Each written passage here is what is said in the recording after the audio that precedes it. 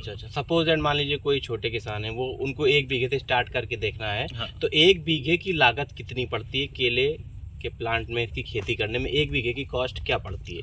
देखो, इसको क्या है कि हम पर प्लांट के हिसाब से इसको बाइफरकेट कर लेते हैं। एक जो प्लांट होता है अप्रॉक्सीमेटली 20 रुपए में आपके खेत तक आ जाता है।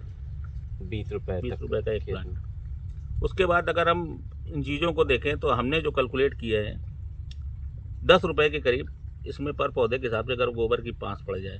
ठीक है। हमने अगर आपको कहा है 36 स्क्वायर फीट जगह पे तो आपको 600 पौधे लगेंगे, तो आप कम से कम 4-3 ट्राली गोबर की 5 खेत में डाल दीजिए। 2 से 3 ट्राली गोबर की 5 डाल दीजिए। और ठीक है, उसके बाद जो 2-3 ट्राली बचेगी हाँ। वो 3 ट्राली को जो ये हम ऑर्गेनिक फर्टिलाइजर्स है, हाँ। जो केमिकल फर्टिलाइजर जैसे डीएपी यूरिया पोटास, इनके साथ स्प्लिट डोज में उसको डाल सकते हैं। उस गोबर की 5 में मिला के डालेंगे। अच्छा, मिक्स करके हाँ, डालें। तो फर्टिलाइजर का खर्चा जो है पूरे टाइम स्पान में करीब 50 रुपए का खर्चा है। 50 20 रुपए का एक प्लांट है। 50, 20, 70, 10, 80।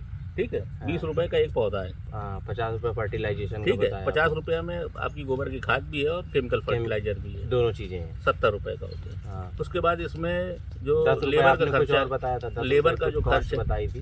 हाँ 10 रुपए का इसमें स्प्रे और इन चीज़ों का। हाँ, तो ये है ना। और तो इसमें 50, 60, 70, 10, 80 हो गया। 20 रुपया लेबर चार्ज है। अच्छा, 100 रुपया हो गया। 20 रुपया इसके मैनेजमेंट में और जाता है, जैसे कि इसमें घार लगेगी तो उस कंडीशन में इसको स्टेकिंग करनी पड़ती है, रस्सी से बांधना पड़ता है। अच्छा। तो 4-1 रुपए का पर प्लांट का खर्चा वो है। तो कुल मिला के हम ये मान के चलते हैं एक पौधे के ऊपर अगर आप 110 रुपए के करीब खर्च करते हैं, तो उस हिसाब से अगर हम 550 पौधा लगाते हैं तो 55 से 60 हज़ार रुपये 55 से 60 हज़ार एक हाँ, बीघे में। एक बीघे का हाँ। खर्च आता है। लेकिन अगर आप अगस्त के महीने में काट लेते हैं तो हमारा एक अंदाज़ा है कि अगर आपकी क्रॉप अच्छी है और पौधों के बीच का गैपिंग बहुत अच्छा है तो पर प्लांट पर घार जो आएगी अप्रॉक्सीमेटली 28 से 30 किलो का एवरेज आएगा। अच्छा, तो हम 25 किलो का भी एवरेज मान लेते हैं। मतलब 28 से 30 किलो की ग्रोथ अच्छी मानी जाएगी। हाँ, अपने इस कंडीशन के हिसाब से 28 से 30 किलो की ग्रोथ है वो बहुत अच्छी मानी जाती है। अच्छा, क्योंकि हमारे यहाँ चूँकि समुद्र के किनारे नहीं है तो ह्यूमिडिटी बहुत कम है। ह्यूमिडिटी कम है। बाकी सारी चीज़ें हमारे यहाँ ह्यूमिडिटी नहीं है। तो ह्यूमिडिटी नहीं होने की वजह से एक चीज़ें परमुटेशन कम्बिनेशन के हिसाब से, जैसे हमको सनलाइट प्रॉपर चाहिए, वाटर अच्छा क्वांटिटी का चाहिए, मतलब अच्छी क्वालिटी का वाटर भी होना चाहिए, है ना। ठीक है। जैसे बहुत जगह खारा पानी होता है, बहुत जगह दर का पानी होता है, वो नहीं होगा। आपका मैनेजमेंट अच्छा हो जाए तो एक बीघे की अगर मैं बात करूं तो करीब 600 पौधे अगर हम लगाते हैं और 60,000 रुपये खर्च करते हैं तो 600 पौधे अगर आपका 25 का एवरेज आ गया तो 15,000 किलो आपकी क्रॉप आएगी। हाँ, ठीक है। 15,000 किलो 11 से 12 रुपये किलो का आपको रेट आसानी से मिल जाता है। ठीक है। अगर हम मिनिमम 10 पकड़ लेते हैं, मान के चलिए मिनिमम 10 भी लेते हैं तो 1.5 लाख का 1.5 लाख का हो जाता है। आपका 50, 55, 60 हज़ार खर्चा होगा तो 90,000 रुपये पर बीघा आपकी profit. That will be the profit. Okay. अच्छा, ये तो हो गई नॉर्थ इंडिया की बात। मैं एक ये भी जान रहा था कि नॉर्थ इंडिया में कोई मिट्टी का भी इशू है कि किस तरह की मिट्टी में ये ज़्यादा अच्छा डेवलप करेंगे, या जो हर जगह ये कभी बलुई मिट्टी होती है, कभी तो मिट्टी का कोई फर्क पड़ेगा? इंडिया में मैं बताता हूँ आपको, मिट्टी तो मिट्टी है और मिट्टी में सब कुछ है। मिट्टी में सब कुछ है। मिट्टी में सब कुछ है। जो गंगा और जमुना के बीच का जो मैदान है ये पूरी दुनिया में सबसे ज़्यादा फर्टाइल एरिया है।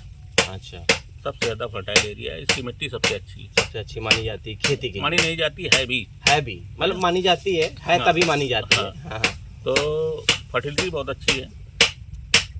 तो यहाँ पे क्या है कि हमारा जो भी हम फर्टिलाइज़र इन चीज़ों को देते हैं, अगर इनको प्रॉपर तरीके से इनको हार्ड फर्टिलाइज़र है जैसे उनको ब्रेक करके उनकी बॉन्डिंग ब्रेक करके अगर हम देते हैं अपने पौधों को तो यील्ड को 30 का एवरेज लाने में कोई परेशानी नहीं है। अच्छा, कोई परेशानी नहीं है। बशर्ते क्या है सर, ये जो क्रॉप है कैश क्रॉप होती है, it is just like as a business, it is just like as a factory.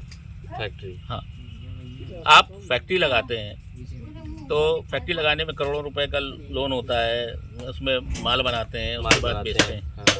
लेकिन हम आपके माध्यम से अपने तो थोड़े भी पढ़े लिखे किसान भाई हैं उनको मैं एक सलाह देना चाहूँगा, क्षेत्र के लोगों को, कि वो बाहर जाके नौकरी करते हैं और दिन भर काम करते हैं।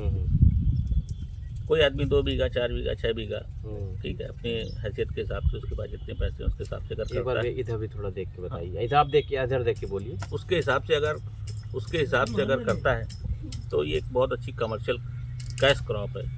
आपके खेत से बिक जाती है, आपको बाहर जो बाहर है उनको ढूंढने का जरूरत नहीं है ना। एक बहुत अच्छी इनकम का साधन है। अगर आपने 10 बीघा लगाया, ठीक है, 10 लाख रुपए की इनकम आएगी आपको। बशर्ते क्या है कि सारा मैनेजमेंट अप टू मार्क होना चाहिए, अप टू मार्क प्रॉपर तरीके से होना चाहिए। उसके लिए हमारे बहुत सारे ऐसे यूट्यूब चैनल के माध्यम से जो युवा किसान हैं उन्होंने अपना चैनल बना रखा है। वो रोज हर दूसरे दिन, चौथे दिन चीज़ों की जानकारी देते रहते हैं, है ना। आप उसकी भी मदद ले सकते हैं। उसकी भी मदद ले सकते हैं। दूसरा क्या है कि आप यूट्यूब चैनल के माध्यम से भी बहुत सारी चीज़ों को सीख सकते हैं। दुनिया में हर चीज़ के बारे में यूट्यूब चैनल में बताया गया है। उसमें बहुत सारी चीज़ें झूठी नहीं है।